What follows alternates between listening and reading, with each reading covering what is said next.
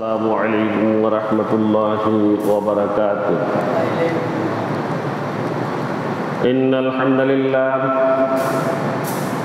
لله الأكرم الذي خلق الإنسان وكرم وعلمه من البيان ما لم يعلم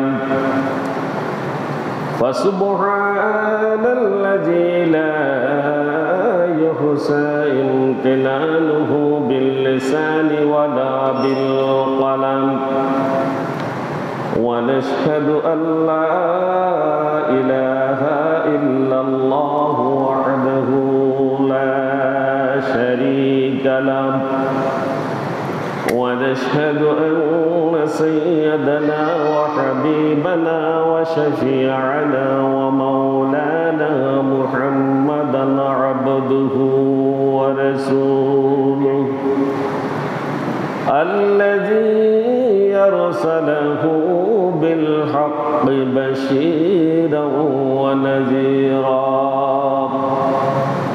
وداعيا إلى الله بإذنه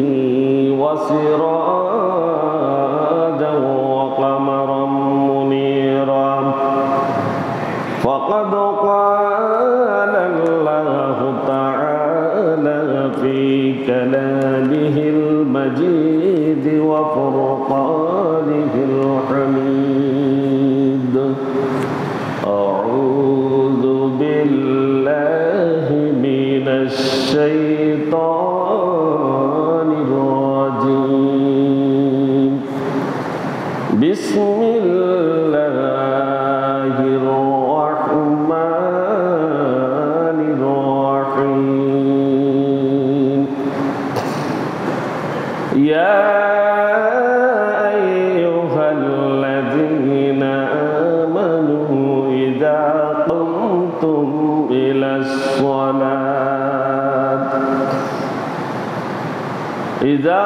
قمتم إلى الصلاة فاغسلوا وجوهكم وأيديكم إلى المرافق وامسحوا برؤوسكم وأرجلكم إلى الكعبين وقال تعالى في شان حبيبه ومحبوبه ومعشوقه مخبرا وآمرا إن الله وملائكته يصلون على النبي يا أيها الذين آمنوا صلوا عليه وسلموا تسليما اللهم صل على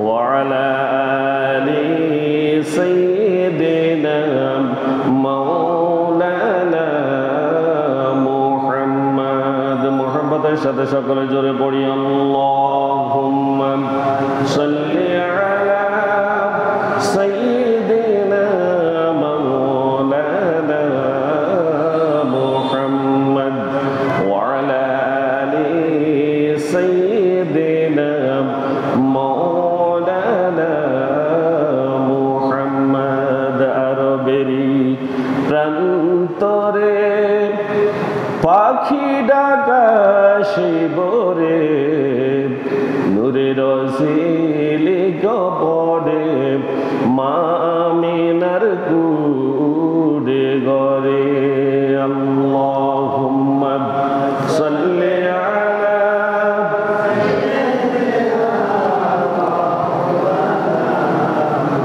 ওয়া আলা আলি সাইয়্যিদিনা مولانا محمد بلغ العلم بكماله كشف الدجى بجماله حسنت جميع خصاله صلوا عليه وآله محمد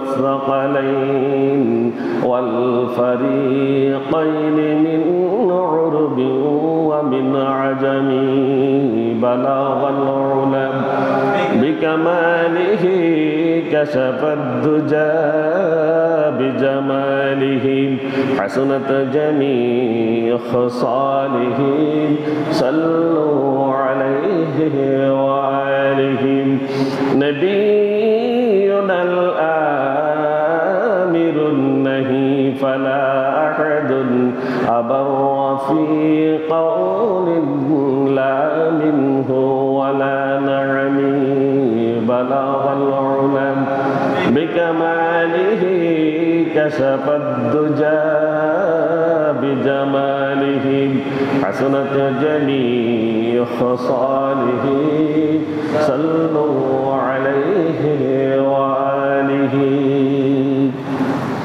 ঐতিহ্যবাহী সনুয়া কেন্দ্রীয় জামে মসজিদে পবিত্র জুমার সালাত আদায় উপলক্ষে সমবেত সম্মানিত মুসল্লিয়ানে কেরাম, মুরব্বিয়ানে ইজাম, অত্র এলাকার সর্বস্তরের তৌহিদি জনতা, পর্দার আড়ালের মা ও বোনেরা, আসসালামু আলাইকুম ওয়া রাহমাতুল্লাহি ওয়া বারাকাতুহু। মহান আল্লাহ রাব্বুল আলামিনের শুকরিয়া জ্ঞাপন করছি যে আল্লাহ সুবহানাহু ওয়া তাআলা আমাদেরকে খুবই গুরুত্বপূর্ণ একটি ইবাদত কুরবানি শেষ করে পরবর্তী জুমায় আগেভাগে মসজিদে সমবেত হওয়ার তৌফিক এনায়েত করেছেন। এজন্য মহান মনিবের দরবারে শুকরিয়া আদায় করি, প্রত্যেকে পড়ি আলহামদুলিল্লাহ। দরুদ সালাম পেশ করছি বিশ্ব মানবতার মুক্তির দিশারি, সর্বকালের সর্বশ্রেষ্ঠ মহামানব, মানবতার বন্ধু হযরত মুহাম্মদুর রাসূলুল্লাহ, সকলে পড়ি সাল্লাল্লাহু আলাইহি ওয়াসাল্লামের উপর। আত্মার মাগফিরাত কামনা করছি। অত্র এলাকার যে সকল মুরব্বিয়ানে কেরাম এই মসজিদের সাথে সম্পৃক্ত ছিলেন, আল্লাহর এই ঘর আবাদ করেছেন, আজ দুনিয়াতে বেঁচে নেই, আল্লাহ রাব্বুল আলামিন তাদেরকে ক্ষমা করে দিন, প্রত্যেক বড়ি আমিন। যারা জীবিত আছেন মসজিদের সাথে সম্পৃক্ত এবং যারা মসজিদে বিভিন্ন প্রকারের দান অনুদান দিয়ে আল্লাহর ঘরকে সামনের দিকে এগিয়ে নিচ্ছেন, আল্লাহ পাক রব্বুল আলামিনের কাছে তাদের হায়াতে তাইয়্যিবা কামনা করছি। আল্লাহ রাব্বুল আলামিন তাদেরকে পবিত্র দীর্ঘ হায়াত নসিব করুন, করতে বলি আমিন। সম্মানিত হাজরিন, আজ হচ্ছে 16ই জিলহজ 1446 হিজরি, 30 জ্যৈষ্ঠ 1432 বঙ্গাব্দ, 13ই জুন 2025 খ্রিস্টাব্দ। আজ ফেনীতে সূর্য উঠেছে 5টা 8 মিনিটে এবং দুপুর হয়েছে 11টা 50 মিনিটে, জোহর শুরু হয়েছে 11টা 56 মিনিট থেকে। আজ সূর্য অস্ত যাবে 6টা 41 মিনিটে। সম্মানিত হাজরিন, আজ আমাদের খুতবার আলোচনার বিষয় হচ্ছে পবিত্রতা। এই পবিত্রতার সাথে পবিত্রতার গুরুত্ব কি, পবিত্রতার সাথে আছে ওযু, গোসল, তায়াম্মুম, এই সমস্ত বিষয়ে যতটুকু সম্ভব আল্লাহ তৌফিক দান করুন, আমরা ততটুকুই যেন সবাই শুনতে পারি এবং বলতে পারি। আল্লাহর কাছে তৌফিক কামনা করছি, আল্লাহ আমাদের তৌফিক দিন, করতে বলি আমিন। পূত পবিত্র পরিচ্ছন্ন পরিপাটি জীবন পরিবেশ মানব জীবনের একটি কাঙ্ক্ষিত সৌন্দর্যের রূপ। আল্লাহ রাব্বুল আলামিন তিনি নিজেই সুন্দর। তিনি কি নিজেই সুন্দর? তিনি সুন্দরকে ভালোবাসেন। আল্লাহ রাব্বুল আলামিন সুন্দরকে পছন্দ করেন। ইসলামের এই চিরন্তন বাণীর মাঝেই পরিচ্ছন্নতার গুরুত্ব সুস্পষ্ট হয়ে ফুটে উঠেছে। ইসলাম চায় তার অনুসারীদেরকে সামগ্রিকভাবে সৌন্দর্যমণ্ডিত করতে, মানুষগুলো যাতে তাদের জীবন, তাদের পরিবার, তাদের সমাজ, তাদের রাষ্ট্রকে সৌন্দর্যমণ্ডিত করে তোলে। ইসলাম পরিচ্ছন্নতার প্রতি এত গুরুত্ব আরোপ করেছেন যে পূত পবিত্রতা ঈমানের অঙ্গ বলা হয়েছে, ঠিক কিনা? পবিত্রতা ঈমানের অঙ্গ। পরিষ্কার পরিপাটি নির্মল ও পূত পবিত্র অবস্থাকে বলা হয় পরিচ্ছন্নতা। আর বিশেষ নিয়মে পদ্ধতিতে দেহ, মন, পোশাক স্থান বা পরিবেশের পরিচ্ছন্নতা এবং নির্মলতাকে বলা হয় তাহারাত। আরবিতে কি বলা হয়? তাহারাত। বাংলায় বলা হয় পবিত্রতা। সবচেয়ে গুরুত্বপূর্ণ ইবাদত হচ্ছে সালাত, হজ, কোরআন তেলাওয়াত। এই সকল ইবাদতগুলো আদায়ের জন্য পূর্ব শর্ত হচ্ছে শরীর পাক, পোশাক পাক, স্থান পাক এবং পরিবেশ পরিষ্কার পরিচ্ছন্ন ও পবিত্র হওয়া। আর এগুলো এই সকল ইবাদতের জন্য পবিত্র হওয়া অপরিহার্য। কি অপরিহার্য? মানুষকে পবিত্র থাকতেই হবে। কোরআন কি অপবিত্র অবস্থায় ধরা যাবে? ছোঁয়া যাবে? যাবে না। হজ করা যাবে? যাবে না। সালাত আদায় করা যাবে? যাবে না। তাহলে পবিত্র হওয়া অপরিহার্য এই সকল ইবাদতের জন্য। পবিত্রতা হচ্ছে ঈমানের অঙ্গ। পরিষ্কার পরিচ্ছন্নতা ও পবিত্রতা ইবাদতের জন্য অত্যন্ত জরুরি। মানুষের যদি অপবিত্র অবস্থায় ইবাদত করে, ইবাদত কি কোনো কাজে আসবে? কোনো কাজে আসবে না। এই জন্য মানুষকে পবিত্র থাকতে হবে। আর বৈজ্ঞানিক যুক্তি হচ্ছে পাক পবিত্র থাকলে বিভিন্ন রকম মানুষের যে রোগ ব্যাধি বালা মুসিবত আসে এগুলো থেকেও মুক্ত থাকা যায় নাকি? পবিত্র থাকলে রোগ ব্যাধি থেকেও মুক্ত থাকে মানুষ। সুতরাং সর্বদিক হতেই ইসলামের এই বিধান অত্যন্ত কল্যাণময়। আল্লাহ রাব্বুল আলামিন তিনি পবিত্র, তিনি পবিত্রতা এবং পরিচ্ছন্নতাকে অত্যন্ত বেশি ভালোবাসেন। যারা পরিষ্কার পরিচ্ছন্ন ও পবিত্র থাকে আল্লাহ তাদের ভালোবাসেন। আর এই পবিত্রতার জন্য শুধু উপরে পবিত্র থাকলে হবে না। হ্যাঁ, কাদ আফলাহা মান তাযাক্কা। কাদ আফলাহা মান তাযাক্কা। একটু ভালো করে শুনি আমরা। কাদ আফলাহা মান তাযাক্কা।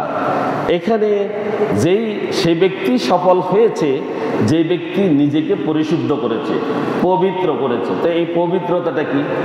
এটা মনের পবিত্রতা একটা আছে। কি আছে? অন্তর পবিত্রতা। এখন অন্তর পবিত্র না হই আবার যদি পোশাক আশাক মানে হয় পরিচ্ছন্ন হয়, এটা যদি পবিত্র হয় তাহলে ইবাদত কি কাজে আসবে না? বুঝতেছেন না আমার কথা? অন্তরটা অপবিত্র আর পোশাক আশাক সব পবিত্র, কাজে আসবে না ইবাদত। এই জন্য এই যে কাদ আফলাহা মান তাযাক্কা বলা হয়েছে, সে ব্যক্তি সফল যে ব্যক্তি অন্তরের দিক থেকে পরিশুদ্ধ হয়েছে এবং যে ব্যক্তি তার পোশাক আশাক বাহ্যিক এবং আভ্যন্তরীণ দুইটা দিকে যে পবিত্র হয়েছে, দুইটা দিকে যে পবিত্র হতে পেরেছে সেই সফল। তাহলে আমরা পবিত্রতা বুঝলাম এখানে এই আয়াত দ্বারা বলা হচ্ছে পবিত্রতা ভিতরে এবং বাইরে দুইটাই আছে। কয়টা আছে? দুইটা। একটা অন্তরের পবিত্রতা আর একটা হচ্ছে পোশাক আশাক শরীর ইত্যাদির পবিত্রতা। সুতরাং উভয় পবিত্রতা আল্লাহ এদেরকে ভালোবাসেন যারা এই দুইটা অবলম্বন করে। যাদের পোশাক আশাক পবিত্র অন্তর ঠিক নেই এদের তো আরো অবস্থা খারাপ। যাদের অন্তর ঠিক আছে তারা যদি পোশাক আশাক পরিচ্ছদ যদি তারা ঠিক রাখতে পারে, পবিত্র রাখতে পারে, তাহলে তারা সফল। তাহলে তারা কি সফল? এই জন্য আগে অন্তরটা ঠিক করতে হবে। কি করতে হবে? অন্তরকে পবিত্র করতে হবে। মহান আল্লাহ পাক রব্বুল আলামিন সূরা তাওবার 108 নম্বর আয়াতে ইরশাদ করেছেন, ওয়াল্লাহু ইউহিব্বুল মুতাহহিরিন। আল্লাহ রাব্বুল আলামিন বলেছেন ওয়াল্লাহু ইউহিব্বুল মুতাহহিরিন। আল্লাহ রাব্বুল আলামিন তাদেরকে ভালোবাসেন যারা পবিত্র থাকে। তারা কি? যারা পবিত্র থাকে তাদেরকে আল্লাহ রাব্বুল আলামিন ভালোবাসেন। এখন অপবিত্র যারা তাদেরকে ভালোবাসেননি, এই কথা বলছেনই? বলে নাই। তাহলে আল্লাহর ভালোবাসা পেতে হলে পবিত্র থাকতে হবে। এই পবিত্রতাটা দুইটা, আমি বারবার বলছি, একটা অন্তরের পবিত্রতা আর একটা পোশাকের শরীরের পবিত্রতা। এই পবিত্রতা অপরিহার্য আমাদের। আল্লাহ রাব্বুল আলামিন এই পবিত্রতার বিষয়ে বলেছেন যে আল্লাহ তিনি পবিত্রতা অবলম্বনকারীকে খুব বেশি ভালোবাসেন। আল্লাহ রাব্বুল আলামিন সূরা বাকারার 222 নং আয়াতে বলেছেন, ইন্নাল্লাহা ইউহিব্বুত তাওয়াবিন ওয়া ইউহিব্বুল মুতাতাহহিরিন। আল্লাহ রাব্বুল আলামিন বলেছেন নিশ্চয়ই আল্লাহ তওবাকারীদেরকে ভালোবাসেন এবং ভালোবাসেন ওই সমস্ত লোকদেরকে যারা পবিত্রতা অর্জন করেছে। পবিত্রতা অর্জনকারীকে আল্লাহ ভালোবাসেন, আর যে ব্যক্তি তওবা করে তাকে তিনি ভালোবাসেন। এখানে দুইটা কথা আরেকটা যোগ হয়েছে, পবিত্রতার সাথে তওবা। কি তওবা করা আল্লাহর কাছে?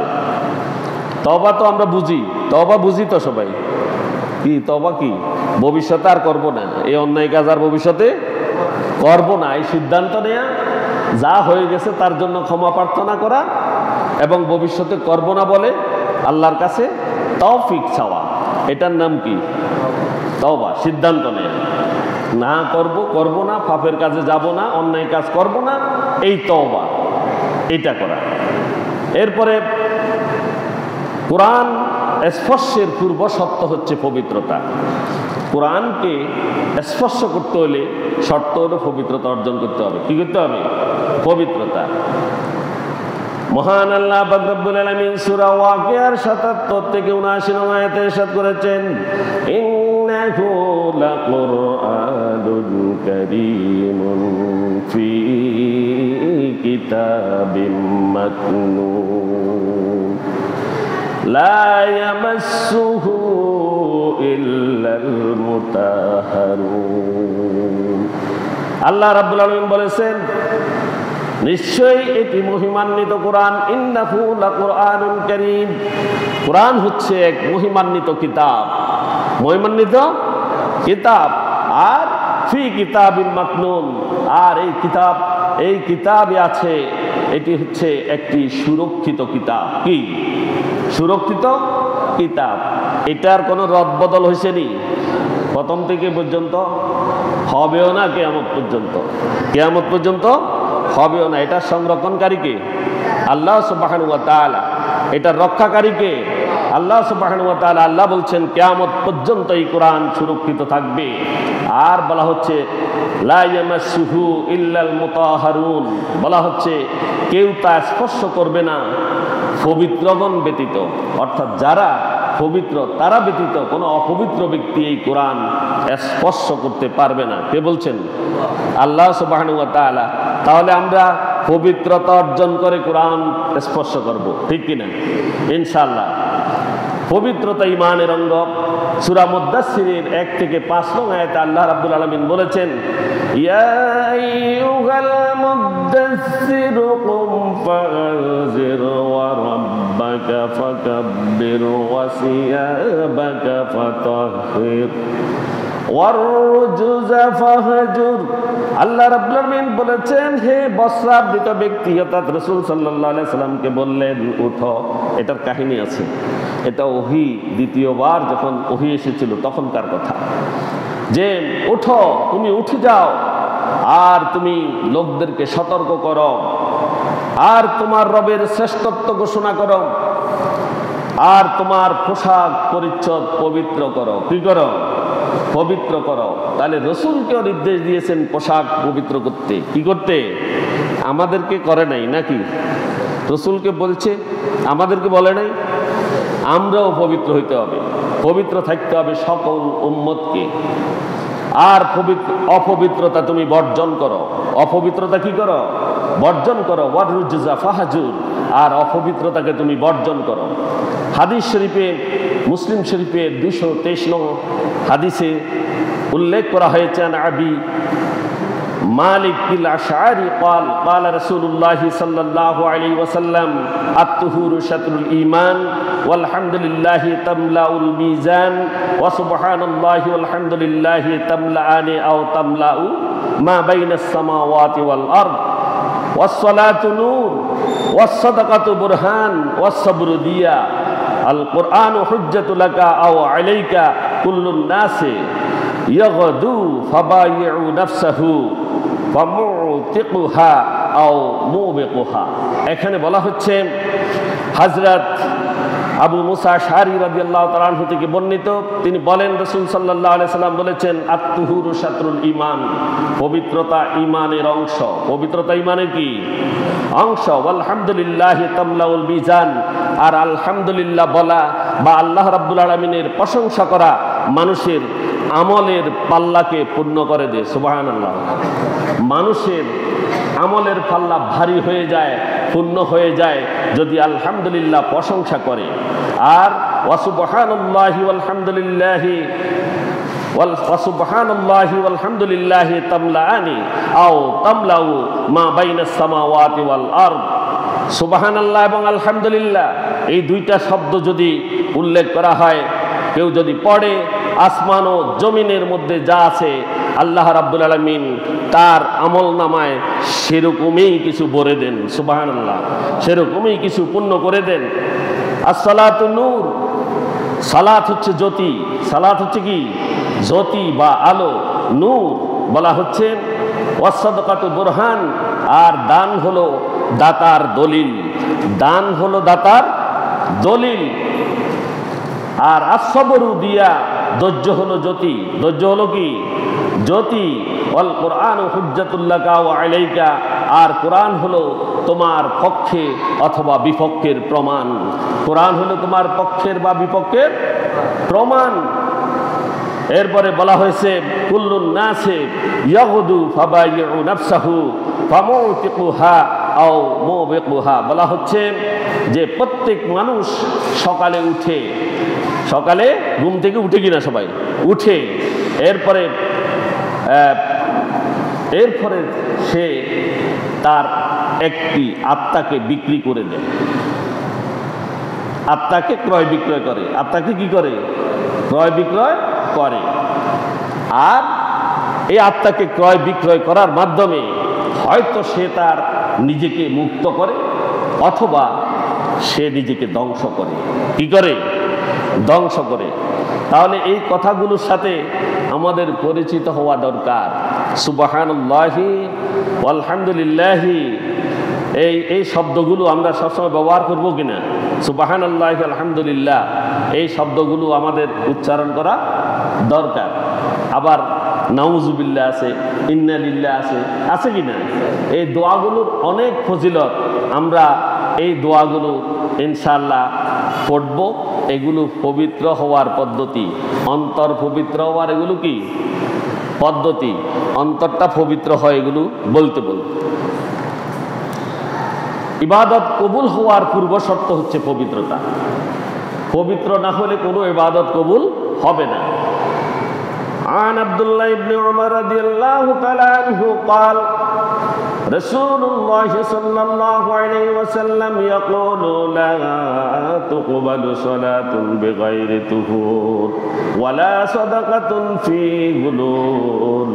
হযরত আব্দুল্লাহ ইবনে উমর রাদিয়াল্লাহু তাআলা আনহু হতে বর্ণিত, তিনি বলেন রাসূলুল্লাহ সাল্লাল্লাহু আলাইহি ওয়াসাল্লাম বলেছেন লা তুকবালু সালাতুন বিগাইরি তুহুর, পবিত্রতা ছাড়া কোনো সালাতই আল্লাহর দরবারে কবুল হয় না। ওয়ালা সাদাকাতুন ফি গুলুল, আর হারাম মালের সদকাও আল্লাহর কাছে গৃহীত হয় না। হয়নি? আমাদের দেশের দানশীলেরা, মোটা মোটা যারা অর্থবিত্তশালী, এদের এই সম্পদগুলো তারা বিভিন্ন সময় দান করে। তাদের উদ্দেশ্যে বলছি, প্রিয় ভাইয়েরা, হালাল উপায়ে সম্পদ গড়া দরকার। আর হারাম মালের সেই সম্পদ যদি মসজিদে দেয়া হয়, সেটাও আল্লাহর কাছে কবুল হবে না, হবে নি? আল্লাহ নিজেই, আল্লাহ রসুল সেখানে উল্লেখ করেছেন ওয়ালা সাদাকাতুন মিন গুলুলিন, আর আল্লাহর কাছে তার হারাম মালের সদকাও গৃহীত হয় না। এজন্য সম্পদকে হালাল করা আমাদের দরকার, হালাল করা আমাদের দরকার। অপবিত্রতা জন্য আল্লাহ রাব্বুল আলামিন কঠিন শাস্তি দিবেন। যারা অপবিত্র থাকে, বেশিরভাগই সবসময় অপবিত্র থাকে অথবা অপবিত্র অবস্থায় মসজিদেও চলে আসে, অপবিত্র অবস্থায় অনেক কাজ করে, কোরআনও স্পর্শ করে, এদের জন্য কঠোর শাস্তি আছে।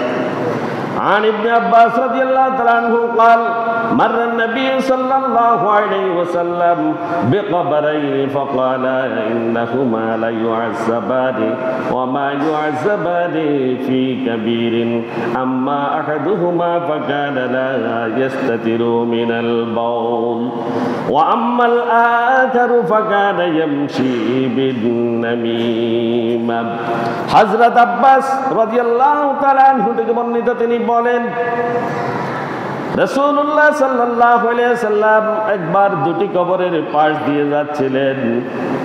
ফাকালা ইন্নাহুমা লা ইউআযাবান, তখন তিনি বললেন এই কবর দুইটির মধ্যে শায়িত যে দুইটি ব্যক্তি আছে তাদের কবরের মধ্যে আযাব হচ্ছে, তাদের কবরের মধ্যে আযাব হচ্ছে। রাসূল সাল্লাল্লাহু আলাইহি ওয়াসাল্লাম বললেন ওয়ামা ইউআযিবানি ফি কাবীরিন, তেমন কোনো বড় কারণে এই আযাব হচ্ছে না, বড় কোনো কারণে তাদের কবরে আযাব হচ্ছে না।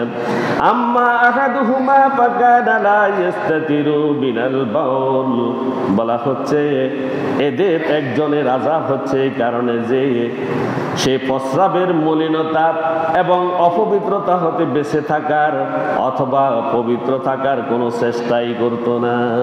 নাউজুবিল্লাহ। এজন্য তার কবরে আযাব হচ্ছে। রাসূল সাল্লাল্লাহু আলাইহি ওয়াসাল্লাম বলছেন দাঁড়িয়ে প্রস্রাব করতো, পানি নিত না। রাসূল সাল্লাল্লাহু আলাইহি ওয়াসাল্লাম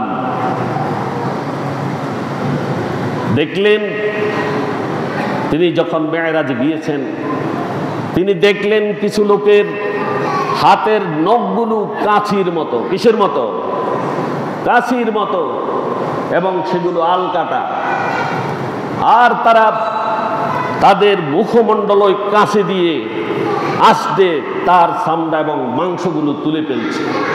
রাসূল সাল্লাল্লাহু আলাইহি ওয়াসাল্লাম জিব্রাইলকে জিজ্ঞাসা করলেন, হে জিব্রাইল, এরা কারা? এরা হচ্ছে সেই ব্যক্তি। জিব্রাইল জবাব দিলেন, যারা দাঁড়িয়ে প্রস্রাব করত এবং যারা প্রস্রাব করে পানি নিত না, প্রস্রাব করে পানি নিত না, এটা হচ্ছে তাদের চিহ্ন। তারা সেখানে তাদের সেই কাঁচি দিয়ে, নখগুলো কাঁচি, নখগুলো কি কাঁচি, কাঁচি ছিলেন, এই কাঁচি দিয়ে তারা তাদের নখ, তাদের চেহারাকে তারা আছড়াই ফেলতেছে। আর এখানে সে কথা বলা হচ্ছে আম্মা আহাদুহুমা ফাকানা লা ইস্তাতিরু মিনাল বাউল, এদের একজন হচ্ছে এমন যে প্রস্রাবের যে অপবিত্রতা সেটা তার মধ্যে সবসময় থাকতো এবং পবিত্র থাকার কোনো চেষ্টা সে করতো না। আবার দাঁড়িয়ে প্রস্রাব আমাদের দেশে করেনি, করে, যারা করেন তাদের উদ্দেশ্যে বলছি, ডাক্তার বলেছে তাদের কিডনি তাড়াতাড়ি নষ্ট হয়ে যায়, তাদের কিডনি কি তাড়াতাড়ি নষ্ট হয়ে যায়। আল্লাহ রাব্বুল আলামিন মানুষের বডিকে এমনভাবে সৃষ্টি করেছেন, সে যদি বসে প্রস্রাব করে তার প্রস্রাব ক্লিয়ার হবে, আর দাঁড়িয়ে যখন প্রস্রাব করবে তার প্রস্রাব ক্লিয়ার হবে না। এজন্য তার জামা কাপড় নষ্ট হবে, সে অপবিত্র, সে কি অপবিত্র, এবং দাঁড়িয়ে প্রস্রাবকারীর কিডনি তাড়াতাড়ি নষ্ট হয়ে যাবে। সুতরাং দাঁড়িয়ে প্রস্রাব করা যাবে না। এরপরে বলা হচ্ছে ওয়া আম্মাল আখারু ফাকানা ইয়ামশি বিন নামিমা, আর দ্বিতীয় জনের উপর আযাব হওয়ার কারণ হচ্ছে সে সব সময় ছগলখুরি করত। সে কি করত? ছগলখুরি করত।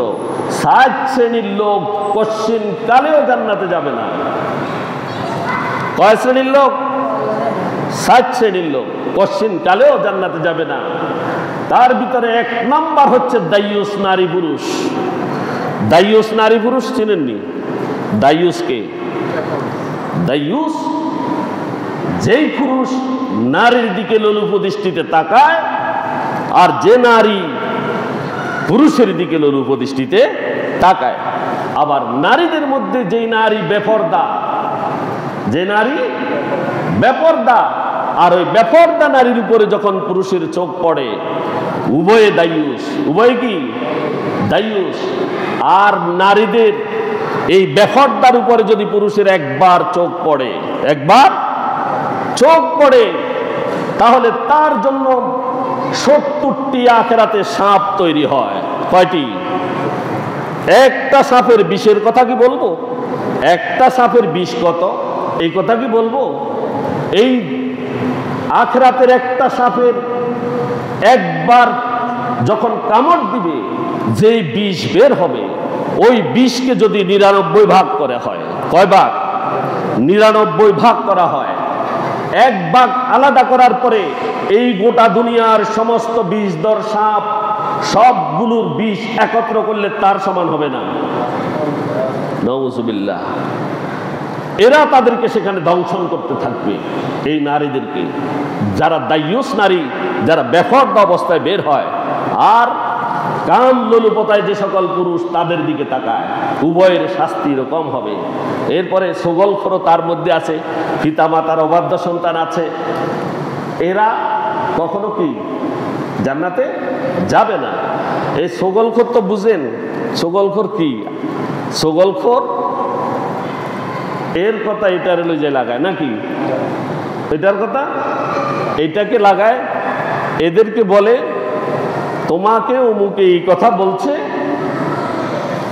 একে লাগাই দিল, আবার তারে বললো আমি কইছি বলি কইও না, আমি বলছি এই কথা বলিও না, হেতেও তোমার এমনি কইছে, দুইজনের মধ্যে লাগাই দিছে, দোনোজনে কইছে আমার কথা বলিও না, এই কথাগুলো লাগাই দিয়ে। এরা কারা? সগলখোর না? এরা জান্নাত যাবে না, এদের কবর থেকে আযাব শুরু হয়ে যাবে। যাক, সেটা অন্য সময় বলবো, এটার আরো অন্য কথা আছে। عن أبي صالح عن أبي هريرة رضي الله تعالى عنه قال قال رسول الله صلى الله عليه وسلم أكثر عذاب القبر من البول। হযরত আবু হুরায়রা রাদিয়াল্লাহু তাআলা আনহু থেকে বর্ণিত, রাসূলুল্লাহ সাল্লাল্লাহু আলাইহি ওয়াসাল্লাম ইরশাদ করেছেন, প্রস্রাবই বেশিরভাগ কবরের আযাবের কারণ হয়ে থাকে। প্রস্রাবই বেশিরভাগ কবরের আযাবের কারণ হয়ে থাকে। এজন্য প্রস্রাব করার সময় সাবধান, প্রস্রাবটা যেন ভালোভাবে নিঃসরণ হয়। এরপরে ঢিলা কুলুক যা আছে সবগুলো করে পানি ব্যবহার করা, পবিত্র হওয়া, এটা অত্যন্ত প্রয়োজন বেশি। আমরা বলছি আমাদের পবিত্রতার একটি প্রথম মাধ্যম হচ্ছে অজু। কোনটা? অজু। অজু ব্যতীত কি সালাত হয়নি? অজু ব্যতীত সালাত হয়? হবে না। সালাত আল্লাহর নিকট গৃহীত হওয়ার পূর্ব শর্ত হলো অজুর দ্বারা নিজেকে পবিত্র করা। আর যদি কারো উপর গোসল ফরজ হয় তবে অজু গোসল দুটিই করতে হবে। গোসল করার আগে অজু করবেন, গোসল করার আগে অজু করবেন, পরে গোসল করলে আর অজুর দরকার হবে না, দুইটা একসাথে হয়ে যাবে। কেউ যদি গোসলের পূর্বে অজু করে থাকে, গোসলের পর আর অজু করা লাগবে না। নামাজি লোকের মুখমণ্ডল, হাত পা অজুর কারণে কিয়ামতের দিন উজ্জ্বল ও ছকছকে করবে, যা হাদিসে উল্লেখ আছে। নামাজি ব্যক্তি যারা, তাদের 8টি অঙ্গ 8টি বাতির মতো জ্বলবে। সুবহানাল্লাহ, 8টি অঙ্গ। মানুষ যখন সিজদায় যায় কয়টি অঙ্গ মাটিতে লাগে? 2 আঙ্গুল, 2 হাঁটু, 2 হাতের তালু, নাক এবং কপাল, মোট কয়টা হলো? 8টা অঙ্গ। আমরা যখন সিজদায় যাই, কিছু কিছু ভাই আছেন পা দুইটাকে উপরের দিকে তুলি ফেলান, তুলেন কিনা? তাহলে 8টি লাগলো না। আল্লাহু আলাম। পা দুইটা মাটিতে রাখবেন, মাটির সাথে বুড়া আঙ্গুল এবং তার পাশেরটা লাগে, আর 2টা পাকে একত্রিত করে রাখবেন যতটুকু লাগে। এই 2টা অঙ্গ আর 2টা হাঁটু, 2টা হাতের তালু, নাক এবং কপাল, 8টি অঙ্গ যখন সিজদায় লাগবে, কাল কিয়ামতের দিন অন্ধকারের সময়ে এদের নামাজের কারণে এই 8টি অঙ্গ জল জল করে জ্বলতে থাকবে। সুবহানাল্লাহ, তাদের এগুলো জ্বলবে। আর এই চিহ্ন দেখে রাসূল সাল্লাল্লাহু আলাইহি সাল্লাম কিয়ামতের দিন অসংখ্য লোকের মধ্য থেকে তার উম্মতদেরকে তিনি চিনতে পারবেন এবং তিনি বাছাই করে তাদের জন্য সুপারিশ করে দেবেন। সুবহানাল্লাহ। তাহলে আমরা পবিত্র হব ইনশাআল্লাহ। পবিত্র হওয়া আমাদের দরকার, পবিত্রতা ঈমানের অঙ্গ। এরপরে অজুর কারণে মানুষের গুনাহসমূহ ঝরে পড়ে যায়। অজুর কারণে মানুষে কি গুনাহগুলো ঝরে পড়ে যায়, গুনাহ থাকে না, নিষ্পাপ হয়ে যায় মানুষ। তাদের অঙ্গ প্রত্যঙ্গ থেকে যতগুলো পানি ঝরে সবগুলো থেকে এখান থেকে তাদের শরীর থেকে পাপগুলো আস্তে আস্তে কি ঝরে পড়ে যায়।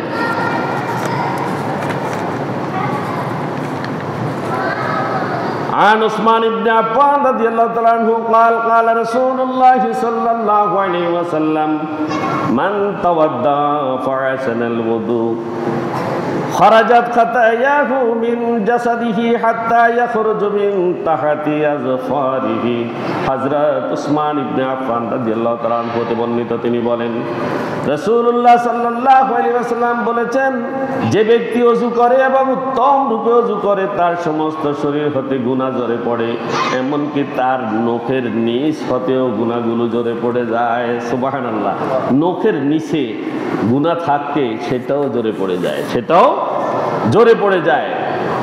আমরা অজুর ফরজগুলো, অজুতে কয় ফরজ? অজুতে 4 ফরজ, অজুতে 4 ফরজ। এটা কোরআন দ্বারা সবুত করা হয়েছে, কোরআন উল্লেখ করেছে। এখানে আল্লাহ রাব্বুল আলামিন সূরা মায়েদার 5 থেকে 6 নং আয়াতে ইরশাদ করেছেন, ইয়া আইয়ুহাল্লাযীনা আমানু ইযা কুমতুম ইলাস সালাতি ফাগসিলু বুজুহাকুম ওয়া আইদিয়াকুম ইলাল মারাফিক ওয়ামসাহু বিরুসিকুম ওয়া আরজুলাকুম ইলাল কা'বাইন। আল্লাহ তাআলা বলেছেন, ইয়া আইয়ুহাল্লাযীনা আমানু, হে ঈমানদারেরা, ইযা কুনতুম, যখন তোমরা দণ্ডায়মান হয়ে যাও, ইলা সালাতে, নামাজের মধ্যে, ফাগসিলু, তোমরা ধৌত করো, বুজুহাকুম, তোমাদের চেহারা, ওয়া আইদিয়াকুম, এবং তোমাদের হাত হস্তদ্বয়, ইলাল মারাফিক, বনুইসহ, ওয়ামসাহু, তোমরা মাসে করো, বিরুসিকুম, তোমাদের মাথা, ওয়া আরজুলাকুম ইলাল কা'বাইন, এবং তোমরা তোমাদের টাকনু পর্যন্ত পাগুলো ধৌত করো, পাগুলো ধৌত করো, টাকনু গিরাস। এখানে একবার ফরজ, একবার ফরজ, একবার ধৌত করা ফরজ। আমি সঙ্গে বলছি, মুখমণ্ডল একবার ধৌত করা ফরজ, 2 হাতের কনুই সহ একবার ধৌত করা ফরজ, মাথার 4 ভাগের 1 ভাগ মাসে করা ফরজ, 2 পায়ের টাকনু পর্যন্ত একবার দোয়া ফরজ, আর 3 বার করা কি সুন্নত। 3 বার করা কি সুন্নত। ওযু করার সুন্নত হচ্ছে 1 নম্বরে নিয়ত করা। নম্বরে কি নিয়ত করা। আগে তো আমরা নিয়ত করতাম, নাওয়াইতু আনা তাওয়াজ্জাউ লিরাফিল হাদাসি ওয়া ইস্তিবাহাতান লিস-সালাতি ওয়া তাকাররুবান ইলাল্লাহি তাআলা। এটা আমরা পড়তাম, বিসমিল্লাহিল আলিয়্যিল আযীম, আলহামদুলিল্লাহি আলা দীনিল ইসলাম, আল ইসলামু হক ওয়াল কুফরু বাতিলুন, আল ইসলামু নূরুন ওয়াল কুফরু যুলমাতুন, এগুলা পড়তাম। তো এখন নিয়ত করলে আমি সালাতের উদ্দেশ্যে ওযু করিতেছি, এই কথা নিয়ত করলে হয়ে যাবে। এই নিয়ত থাকতে হবে, নিয়ত থাকতে হবে, এটা সুন্নাহ। দ্বিতীয় হচ্ছে বিসমিল্লাহ পড়া। কি পড়া? বিসমিল্লাহ পড়া। 2 হাতের কবজি সহ 3 বার দোয়া, 3 বার মেসওয়াক করা, দাঁত মাজা, 3 বার কুলি করা, 3 বার নাকে পানি দেওয়া, সমস্ত মুখমণ্ডল 3 বার দোয়া, ডান হাতের কনুই সহ 3 বার দোয়া, বাম হাতের কনুই সহ 3 বার দোয়া, সমস্ত মাথা 1 বার মসে করা। কিন্তু মাথা মসের বিষয়টা হচ্ছে, আমরা এভাবে করি, এভাবে পুরাটাকে আনি, এইভাবে কানের মধ্যে 2টা আঙ্গুল দিয়ে, বুড়া আঙ্গুল দিয়ে এইভাবে দিই, তারপরে গর্দান মাসে করি, ঠিক কিনা? এইভাবে করি। কিন্তু আসলে এতটুকু পর্যন্ত পড়লেই, এইভাবে একবার করলে হয়ে যায়, এভাবে একবার করলে হয়ে যায়, এভাবে একবার করলে ফরজ আদায় হয়ে যায়। তবে ওইভাবে করাটা সুন্নাহ। ওইভাবে করা কি সুন্নাহ, আমরা যেভাবে করেছি দেখিয়েছি এইভাবে। এরপরে কান মাসে করা, যেটা দেখালাম, ডান পায়ের টাকনু সহ 3 বার দোয়া এবং বাম পায়ের টাকনু সহ 3 বার দোয়া। হাত ও পা দোয়ার সময় আঙ্গুলগুলো খিলাল করা, আঙ্গুলগুলো কি খিলাল করা। আর যদি দাড়ি থাকে তাহলে দাড়ি ধোয়ার সময়ও খিলাল করা। কি করা? যেন কোনো লোমের গোড়া যাতে শুকনা না থাকে, এটা আমাদেরকে খেয়াল করতে হবে। আর অজু ভঙ্গের কারণ হচ্ছে 7টি। প্রস্রাব পায়খানা বা প্রস্রাব পায়খানা রাস্তা দিয়ে কোনো কিছু বের হইলেই অজু ভেঙে যায়, মুখ ভরে বমি করলে অজু ভেঙে যায়, শরীরের কোনো জায়গা থেকে রক্ত, পুষ বা পানি বের হয়ে গড়িয়ে পড়লে অজু ভেঙে যায়। থুতুর সাথে রক্তের ভাগ সমান বা বেশি হলে, থুতুর সাথে রক্তের ভাগ, থুতু অর্ধেক রক্ত অর্ধেক অথবা রক্তের ভাগ বেশি যদি হয় তাহলে অজু ভেঙে যায়। চিত বা কাত হয়ে হেলান দিয়ে ঘুমিয়ে পড়লে, যেমন মসজিদে এখন জুমার সালাত আদায় করতে আসছে, অনেকে দেখা যায় হেলান দিয়ে এখানে ঘুমিয়ে পড়ছে, তার অজু শেষ। তার অজু কি শেষ? তাহলে চিত কাত হয়ে যদি শুয়ে ঘুম যদি চলে আসে তাহলে অজু চলে যাবে। পাগল হয়ে গেলে অজু শেষ, মাতাল হয়ে গেলে অজু শেষ, অচেতন হয়ে গেলে অর্থাৎ সেন্সলেস হয়ে গেলে অজু ভেঙে যায়, অজু ভেঙে যায়। এরপরে সালাতের মধ্যে চিন্তা আসলো, কোনো খুশির খবর শুনে হেসে দিল, অথবা কোনো দুঃখের খবর এসে কেঁদে দিল উচ্চস্বরে, তাহলে অজু ভেঙে গেল। এটা থেকে আমাদেরকে কি থাকতে হবে? মুক্ত থাকতে হবে। অজুর ফজিলত, আন আবি হুরায়রা রাদিয়াল্লাহু তাআলা আনহু আলা যহরিল মসজিদে ফাতাওয়াদ্দা ফাকালা ইন্নী সামি'তু an-নাবিয়্য সাল্লাল্লাহু আলাইহি ওয়াসাল্লাম ইয়াকুল ইন্না উম্মতি ইয়াদউনা ইয়াওমাল কিয়ামাতি গররা মুহাজ্জালিনা মিন আসারিল উযু ফামান ইসতাতা'a মিনকুম আন ইউতিলা গুররাতাহু ফালইউফআল। হযরত আবু হুরায়রা রাদিয়াল্লাহু তাআলা আনহু হতে বর্ণিত, তিনি বলেন রাসূলুল্লাহ সাল্লাল্লাহু আলাইহি ওয়াসাল্লাম বলেছেন, কিয়ামতের দিন যখন আমার উম্মতকে ডাকা হবে তখন অজুর প্রভাবে তাদের হাত পা ও মুখমণ্ডল উজ্জ্বল এবং আলোক তাদের সেই স্থানগুলো থেকে উদ্ভাসিত হতে থাকবে। সুতরাং তোমাদের মধ্যে যার সামর্থ্য আছে সে যেন উজ্জ্বলতা বাড়িয়ে নেয়, অর্থাৎ যত বেশি অজু করে পবিত্র থাকা যায়, যত বেশি অজু করে পবিত্র থাকা যায়, অর্থাৎ অজুর অঙ্গগুলো সেদিন এমন উজ্জ্বল হবে যেন সেগুলো বাতি, যেন সেগুলো কি বাতি। রাসূল সাল্লাল্লাহু আলাইহি ওয়াসাল্লাম এটা দেখেই তার উম্মতদেরকে বেছে নেবেন। অজু ছাড়া সালাত হবে না। আন আবি হুরায়রা রাদিয়াল্লাহু তাআলা আনহু قال قال رسول الله صلى الله عليه وسلم لا تقبل الصلاة احدكم اذا احدث حتى يتوضا। হযরত আবু হুরায়রা রাদিয়াল্লাহু তাআলা থেকে বর্ণিত, তিনি বলেন রাসূল সাল্লাল্লাহু আলাইহি ওয়াসাল্লাম বলেছেন, যে ব্যক্তির অজু ভঙ্গ হয়েছে অজু না করা পর্যন্ত তার কোনো সালাত হবে না, তার কোনো সালাত হবে না। তো আমরা উত্তম রূপে অজু করব, উত্তম রূপে অজু করব। এরপরে অজুর একটা বিশেষ দোয়া, আমরা তো এটা একটু বলে ফেলছিলাম, আগেই বলে ফেলছি, এটা হাদিস শরীফে আছে। এটা মেসওয়াকের বিষয় আছে, যে মেসওয়াক করা অনেক হাদিস আছে। মেসওয়াক তো আমাদের দেশে আমরা করি না, অনেকে মেসওয়াক ছেড়ে দিয়েছি। তবে মেসওয়াকের পরিবর্তে আমরা যেটা ব্যবহার করি সেটাও হয় ব্রাশ। সেটা কি ব্রাশ? সেটা হয়, তবে মেসওয়াকের ফায়দা পাওয়া যায় না। মেসওয়াকে ফায়দা আছে, এটা তিতা হইতে হবে। কি হইতে হবে? তিতা হইতে হবে এবং এক বিঘত লম্বা হইতে হবে, এক বিঘত লম্বা হইতে হবে। রাসূল সাল্লাল্লাহু আলাইহি ওয়াসাল্লাম প্রতিটা সালাতের ওয়াক্তে তিনি কি করতেন? মেসওয়াক করতেন। তিনি ঘরে ঢুকে প্রথম মেসওয়াক করতেন। এবং হযরত আয়েশা রাদিয়াল্লাহু তাআলার হাদিস আছে যে তিনি সকালে ঘুম থেকে উঠে প্রথম কাজ ছিল তার মেসওয়াক করা। কি করা? মেসওয়াক করা। তাহলে মেসওয়াক অত্যন্ত উপকারী এবং এটা মানুষের পেটের পীড়া থেকে মানুষকে মুক্ত করে, পবিত্রতা রক্ষা করে এবং তার দাঁতগুলোকেও মজবুত করে, দাঁতগুলোকেও মজবুত করে, জিহ্বাকে পরিষ্কার করে, জিহ্বাকে পরিষ্কার করে।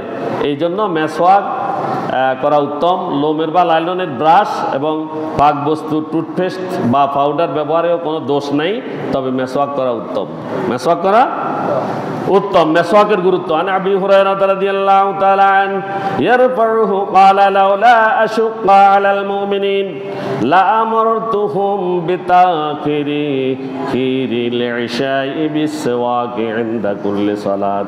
হযরত আবু হুরায়রা রাদিয়াল্লাহু তাআলা আনহু থেকে বর্ণিত, তিনি বলেন রাসূলুল্লাহ সাল্লাল্লাহু আলাইহি ওয়াসাল্লাম বলেছেন, আমার উম্মতের উপরে অতি কষ্ট চাপিয়ে দেওয়ার আশঙ্কা যদি আমার না হতো তাহলে আমি তাদেরকে নির্দেশ দিতাম এশার সালাত বিলম্ব করে পড়ার এবং প্রতি ওয়াক্ত সালাতে মেসওয়াক করার। কি করা? এশার সালাত দেরি করে পড়তে আদেশ দিতাম যদি উম্মতের কষ্ট না হইতো। তাদেরকে বলতে হবে এশার সালাত বিলম্বে পড়ো, আর প্রতিটি ওয়াক্তে তুমি মেসওয়াক করো। কি করো? মেসওয়াক করো। এই কথা আমি বলতাম। রাসূল সাল্লাল্লাহু আলাইহি ওয়াসাল্লাম গৃহে প্রবেশ করেই, আমি এখানে হাদিস আছে আমি সঙ্গে বলে ফেলছি, রাসূল সাল্লাল্লাহু আলাইহি ওয়াসাল্লাম গৃহে প্রবেশ করেই তিনি মেসওয়াক করতেন। গৃহে প্রবেশ করেই মেসওয়াক করতেন। অত্যন্ত উপকারী এবং দরকারি। আমরা এগুলো আমল করার চেষ্টা করবো ইনশাআল্লাহ। রাসূল সাল্লাল্লাহু আলাইহি ওয়াসাল্লাম শেষ রাতে উঠেও তিনি মেসওয়াক করতেন, এই কথা আমি বলেছি। আসেন গোসল নিয়ে একটু বলি। গোসলের ফরজ কয়টি? 3টি। আমাদের দেশে এখনো পর্যন্ত বুদ্ধি হওয়ার পর থেকে আজকে পর্যন্ত গোসল হয় নাই এরকম বহু লোক আছে কি না? তো ইয়া কি পবিত্র নেই?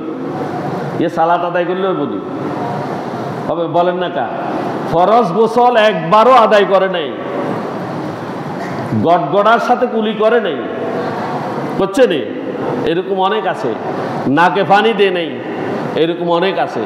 দৌড়ে গিয়ে পুকুরে জাপ দিয়েছে কি না, এরকম আছে। এরকম বহু লোক আছে।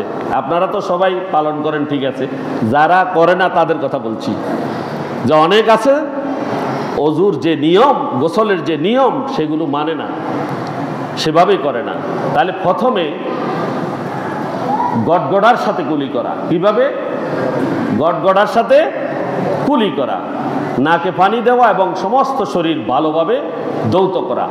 এই 3টা যদি ভালোভাবে না হয় তাহলে কি গোসল হবে? গোসল না হলে কি অজু হবে? আর অজু যদি না হয় নামাজ হবে? কোনো ইবাদত হবে? কোরআন স্পর্শ করতে পারবে? হজ করতে পারবে? সালাত আদায় কোনো কাজেই তার হবে না।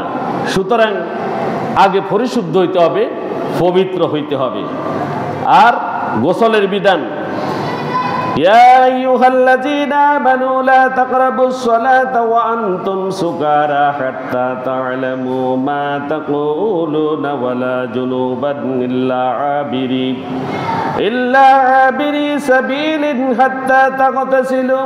হে মুমিনগণ, নেশাগ্রস্ত অবস্থায় তোমরা সালাতের নিকটবর্তী হইও না যতক্ষণ না তোমরা বুঝতে পারো যা তোমরা বলো, এবং অপবিত্র অবস্থায় তোমরা সালাত আদায় করিও না, সালাতের কাছে যেও না যতক্ষণ না তোমরা গোসল করো। যতক্ষণ না তোমরা কি করো? গোসল করো। ওয়াইন কুনতুম জুনুবান ফাত্তাহারু। আর যদি তোমরা অপবিত্র থাকো তবে ভালোভাবে তোমরা পবিত্র হয়ে যাও। ভালোভাবে তোমরা কি? পবিত্র হয়ে যাও। আর যদি পবিত্র না হও তাহলে তোমার কোনো ইবাদতেই কাজে আসবে না। গোসল যখন ফরজ হয়, عن أبي هريرة رضي الله تعالى عنه قال قال رسول الله صلى الله عليه وسلم إذا جلس أحدكم بين شعبها الأربع ثم جهدها فقد وجب الغسل وإن لم ينزل। হযরত আবু হুরায়রা রাদিয়াল্লাহু তাআলা আনহু থেকে বর্ণিত, তিনি বলেন রাসূলুল্লাহ সাল্লাল্লাহু আলাইহি ওয়াসাল্লাম বলেছেন, তোমাদের মধ্যে কেউ স্ত্রী লোকের 4টি শাখার মুখোমুখি বসে এবং প্রয়াস পায় মহিলাদের গুপ্ত অঙ্গের যদি কোনো রকমে স্পর্শ হয়, তাহলে তোমাদের সে অবস্থায় বীর্যপাত হোক বা না হোক তোমার জন্য গোসল ফরজ। তোমার জন্য কি? গোসল ফরজ। সুতরাং এই ফরজ গোসল কেউ যদি অলসতা করে সে কখনো পবিত্র হবে না। আর পবিত্র হওয়ার জন্য গোসলের যে পদ্ধতি তা অবলম্বন করতে হবে। মহিলাদের বিষয়ও আছে, তারাও পবিত্র হওয়া দরকার, তারাও পবিত্র থাকবে। পুরুষ মহিলা প্রত্যেকের পবিত্র হওয়া দরকার। এরপরে তায়াম্মুম আছে। আমাদের তো সময়ের শাসনে অনেক কিছু বলা যাচ্ছে না। তায়াম্মুমের ফরজ 3টি। তায়াম্মুমের ফরজ কয়টি? 3টি। নিয়ত করা, সমস্ত মুখমণ্ডল একবার মাসে করা, 2 হাতের কনুইশ একবার মাসে করা, এই 3টা তায়াম্মুমের ফরজ। পাক মাটিতে হাত মেরে, পাক মাটিতে নিয়ত করার পরে পাক মাটিতে হাত মেরে সমস্ত মুখমণ্ডল একবার মাসে করা এবং 2 হাতের কনুই সহ একবার মাসে করা। তায়াম্মুমের বিষয়ে অনেক কথা আছে। অর্থাৎ তায়াম্মুম করার পরে, তায়াম্মুম কি জন্য করবে? যখন পানি পাওয়া যাবে না, যখন পানি পাওয়া যাবে না। পানি ফেলে তায়াম্মুম আর আসেনি? পানি দেখার সাথে সাথে পবিত্র পানি পাওয়ার পর তায়াম্মুম আর আসেনি? নাই, সাথে সাথে শেষ। আর এভাবে সাহাবীরা জিজ্ঞাসা করেছিল যে যদি একটি মানুষ যদি 10 বছরও যদি পানি না পায় তাহলে ওই 10 বছর তায়াম্মুম সে করতে পারবে, তায়াম্মুম সে করতে পারবে। আল্লাহ পাক রব্বুল আলামিন আমাদেরকে সব সময় পবিত্র থাকার এবং পবিত্র হওয়ার তৌফিক দান করুন, করতে বলি আমিন। ওয়া আখিরু দাওয়ানা আলহামদুলিল্লাহি রাব্বিল আলামিন। আসসালামু আলাইকুম ওয়া রাহমাতুল্লাহি ওয়া বারাকাতুহু।